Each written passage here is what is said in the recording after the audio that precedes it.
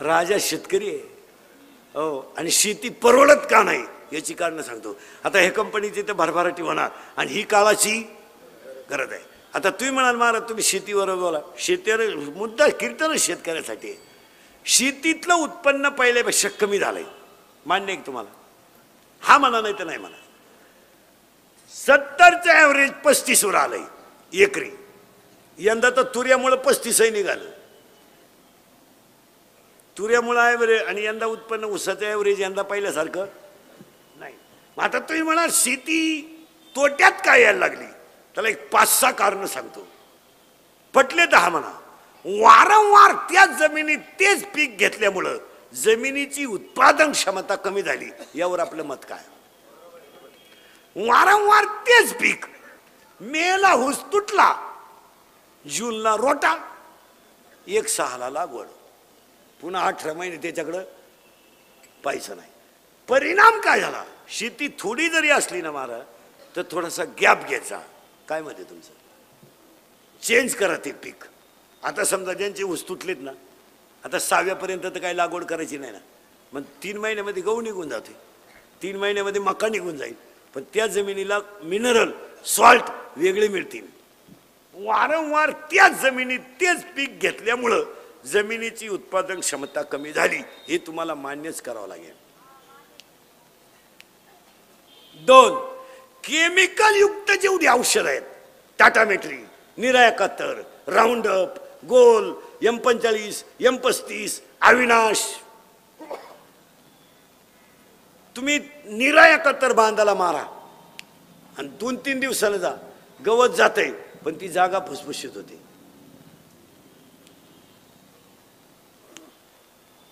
पाय जातो, ज्यामध्ये जमिनीतल्या बॅक्टेरिया गायब झाल्या.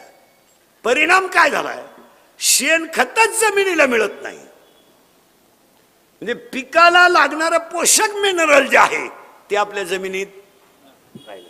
हे मान्य आहे का सांगा?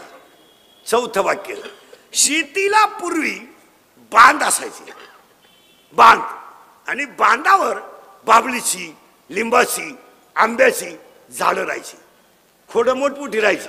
ती झाडं का राहायची? आज बांध गेला, पोल आला, झाड राहिलं नाही, त्या पिकाला ऑक्सिजन आणि कार्बन डायऑक्साईडच मिळत नाही. झाडामुळे त्या पिकाला काय मिळायचा? परत 700 सायंटिफिक भाषेत सांगा शाळेतल्या पोरांना, एक माणूस 24 तासात 21,600 वेळा श्वास घेतो. एक माणूस 24 तासात 21,600 वेळा श्वास घेतो, म्हणजे आता आणि बाहेर. त्याला 3 सिलेंडरच्या टाक्या एवढा वायू लागतो एका माणसाला 24 तासात. एका टाकीची किंमत 900 रुपये. 2700 रुपयाचा वायू एक माणूस निसर्गातून रोज फुकट घेतो. किती तासात? 24 तासात. मग एका माणसानं जर एक झाड जगवलं शेतीच्या बांधावर, तर त्या झाडांमधून मिळणारा जो ऑक्सिजन आहे, जो कार्बन डायऑक्साईड आहे, तो त्या पिकाला पोषक ठरेल. तुमचं काय मत आहे? पण झाड ठेवायचं नाही असं ठरवून टाकलंय आपण. झाड ठेवायचं नाही. आणि 4थं कारण झालं शेतीला, 1, बांध राहिले नाही, शेणखत राहिलं नाही, वारंवार त्या जमिनीत तेच पीक, आणि 4, शेतीला पाण्याचं नियोजन नाही. आता यातल्या 70% लोकांनी गहू टाकले असतील. टाकले, आंबवणी दिलं ना तुम्ही, भरला ना गहू, फुल भरला का नुसतं ओलं केलं?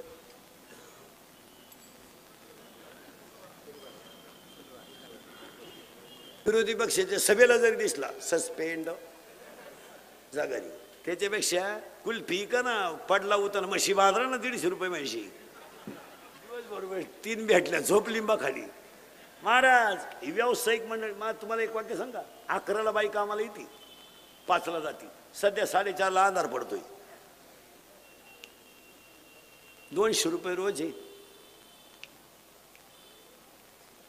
2 तास खाती दुपारा. काय खाती तिचं तिला माहिती.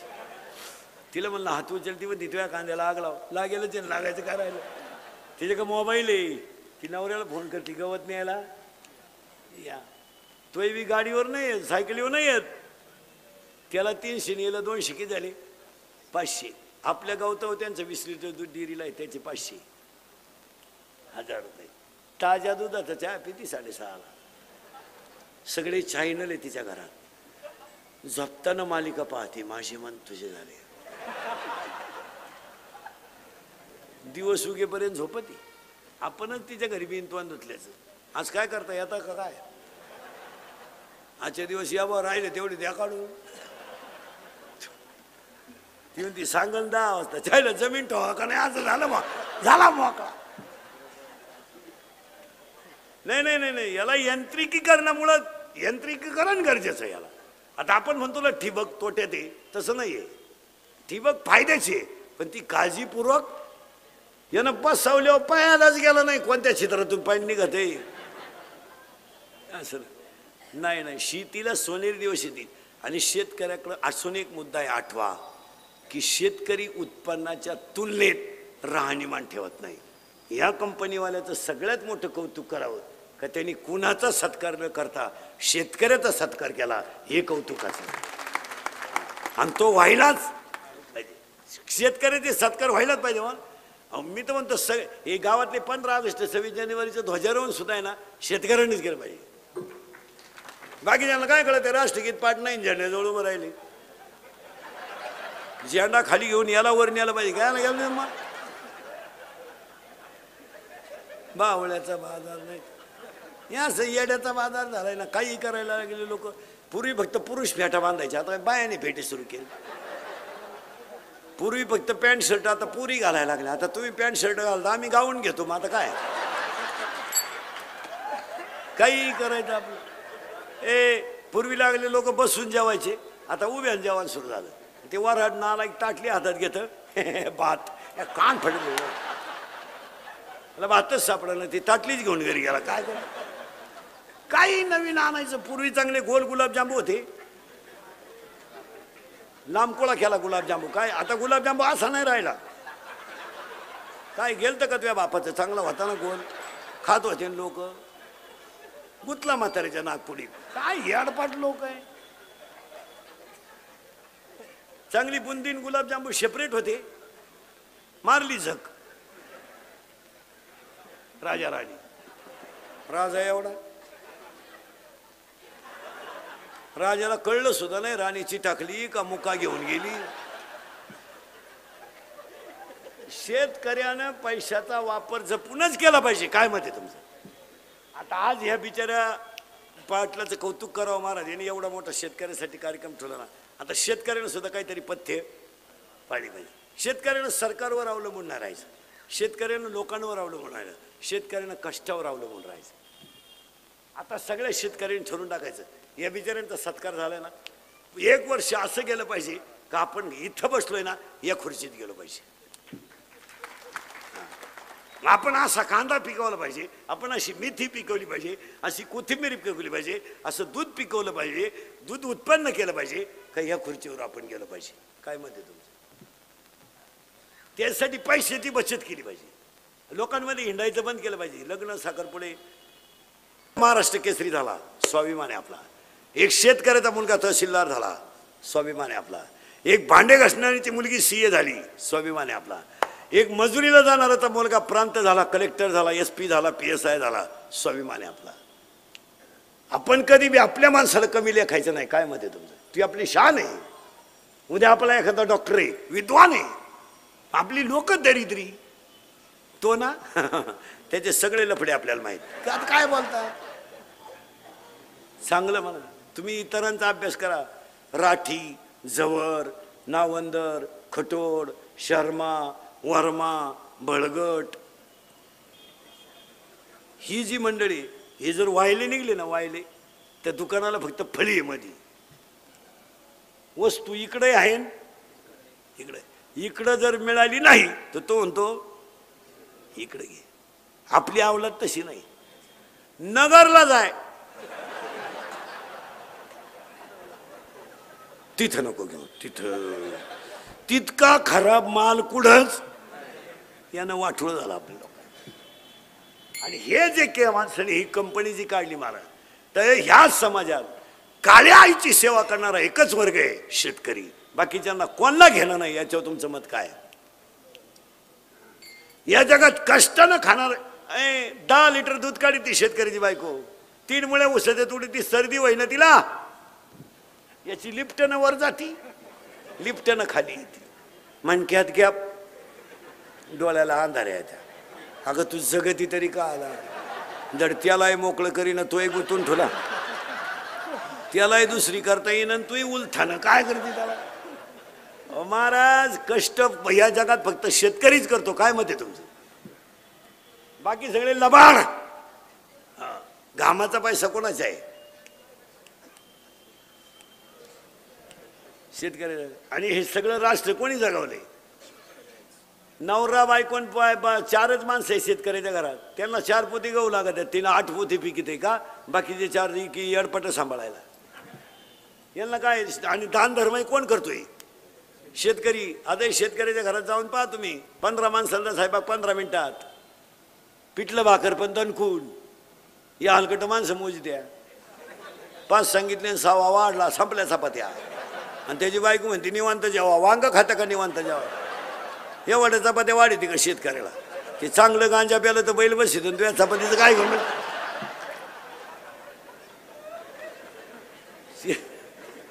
शेतकऱ्याच्या बायकोला चहा ठेवायला वा, तांब्यातलं पाणी डायरेक्ट पातेल्यात होती ती. हे दरी तरी तसं नाही. अगं पाजी तीच का आला मरायला? शेतकऱ्याच्या घरात अजून आरोळी देऊन चहा येतो, अनारे चहा वजन आहे. हे हलकटांचं तसं नाही, हे खिडकीजवळ जाते आय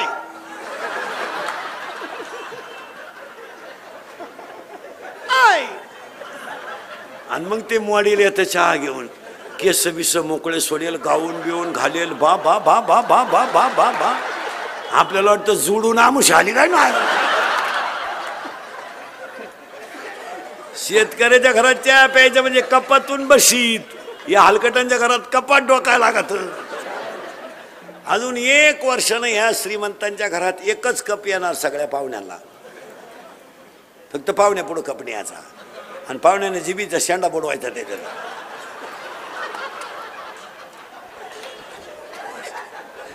आणि त्या बाईनं म्हणायचं बाबाचा प्रसाद घे, आग लाव त्या प्रसाद.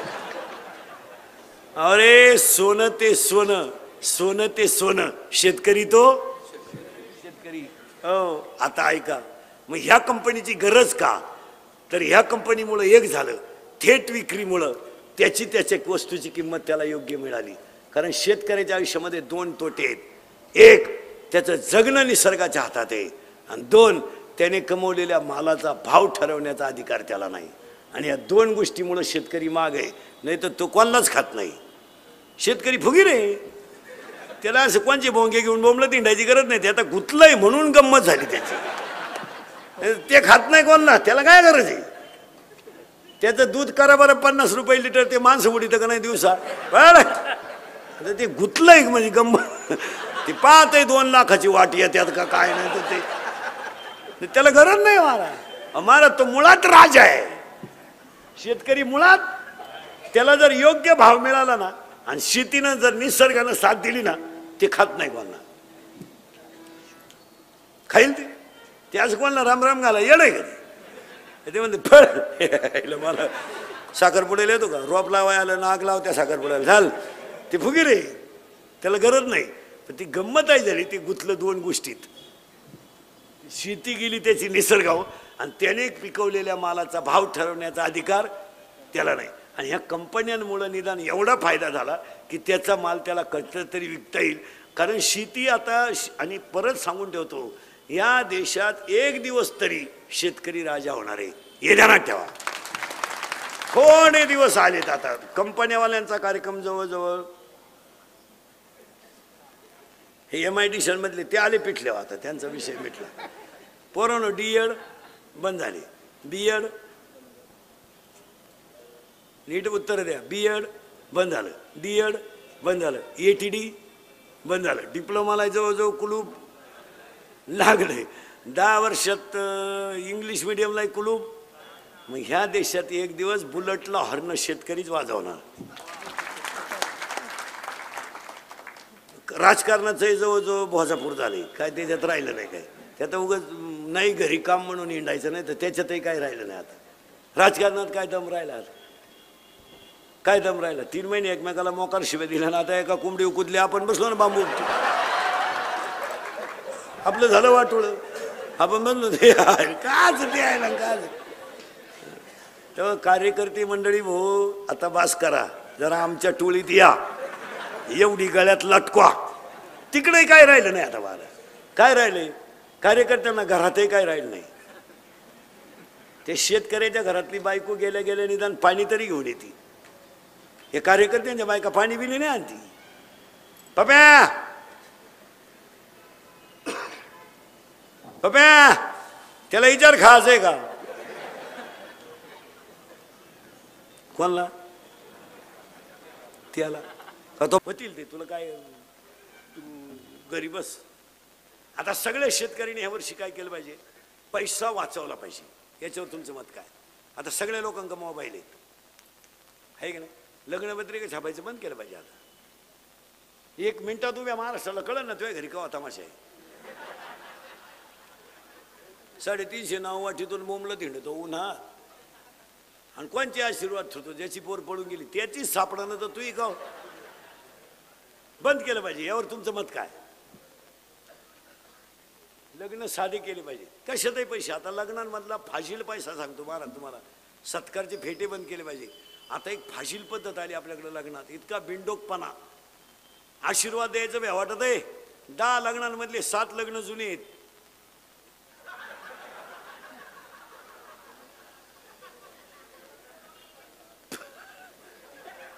द्यावा वाटत आशीर्वाद द्यावा काय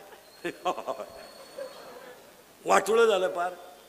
द्यायचंच नाही महाराज, बंद करून टाकायच्या गोष्टी, कंट्रोल केल्या पाहिजे.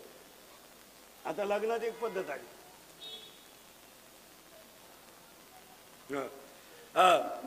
लग्नात एक पद्धत आली आपल्याकडं, हलकट पद्धत. मंगलाष्टकाच्या टायमाला नवरा नवरी मधून येणार, ती गेटच केलंय. तो नवरदेव भाड्याच्या गाडीत आला, 35 रुपयाचा चष्मा घेतो लिंबा खालचा, तो हायवेला मिळतो ना, तो आता 100ला झालाय, नाही तर 35लाच होता पहिला. आणि त्याच्या संग ते चपटीसाठी लटकेल 2-4 याडपाट. त्या नवरी माग मोकार कलवऱ्या. म्हणजे लग्न नवरीचं आणि ब्युटी पार्लरला कलवरी जाते. बरं ब्युटी पार्लरला गेल्यावर 4 गोष्टी करावं लागते पोरीनं. पहिलं फेसिंग करावं लागतं, नंतर मिक्सिंग करावं लागतं, नंतर सिऱ्या मिक्स करावं लागतं, नंतर हेअर सिटिंग करावं लागतं. असा 21 दिवसाचा कोर्स येतो. फेसिंग म्हणजे खड्डे भरणे डांबर वतणे, मिक्सिंग म्हणजे याला शेप देणे, आणि सिरेमिक्स म्हणजे इथल्या फटीत चमकी भरणे. आणि हेअर सिटिंग मध्ये 3 पायऱ्या आहेत. पहिल्यांदा केस धुवून घ्यायचे, मोकळे करायचे पूर्ण, आणि मग त्याला एक फुगा करायचा इथं मध्ये. ही बाजू अशी खाली दाबायची, म्हणजे इकडं लसणाचा वाफा, इकडं कांद्याचा वाफा, मध्ये डोंगळा, याला म्हणायचं पॉप. आणि ही बाजू पुढं मोडपायची आणि एक बोट अशी तोंडावर आली पाहिजे, याला म्हणायचं देव याने. आणि तिसरा एक भांगे, याच बाजू बांधायची, ही मोकळी. चला हवा येऊ द्या. अहो कलवरीने असं केलं, नवरदेव घोड्यावरून पडलं, पाहता काय माहिती.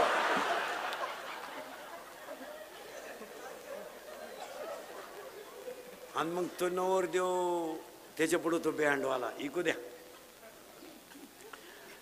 बाहेर फुल बरसाओ मेरा महबूब आया, मेरा महबूब आया. लॉन्स मध्ये एकदम शांतता, जसं प्रेत पेटवायचं आहे आता. बाहर फूल बरसाओ मेरा महबूब आया. तो महबूब चालू तो कसा माहिती का,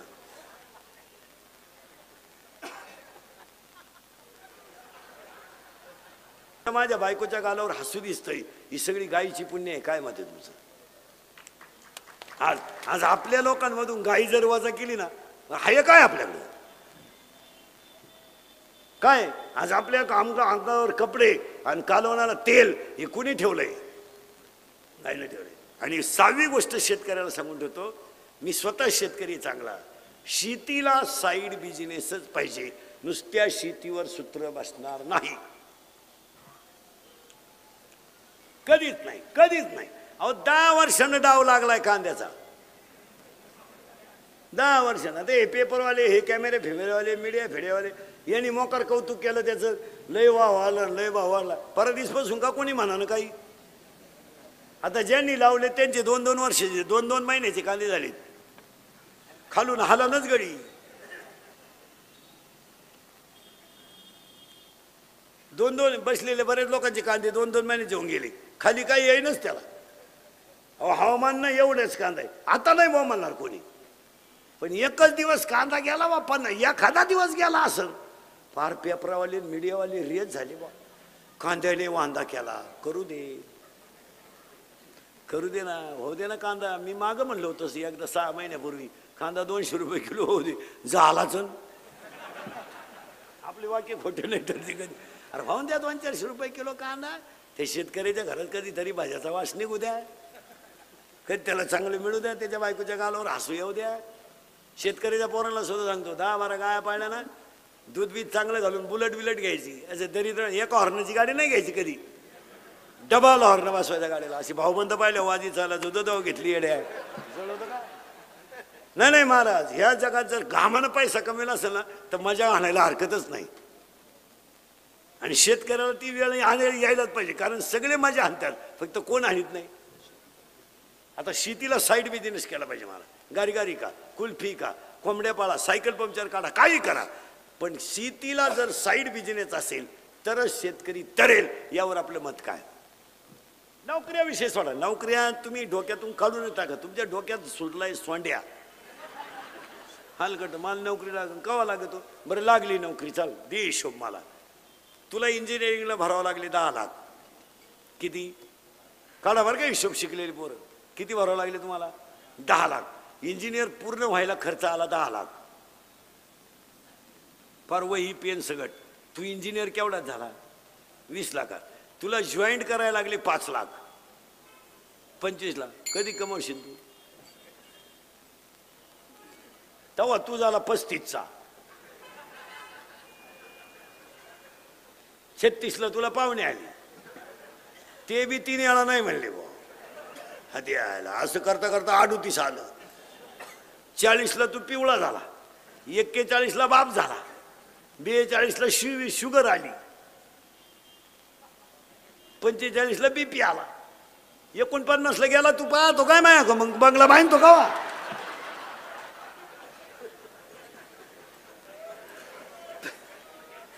आणि असे कितीतरी गेले नाहीत, किती रिटायर झाले, काही परमनंट नाही झाले, काहींचे पोरं लग्नाला आले पण बापाला पगार नाही. बरं, सहकारात नोकरी करणं सोपं नाही राहिलं आता. ज्यानं नोकरी लावलं त्याचा मरेपर्यंत प्रचार करा.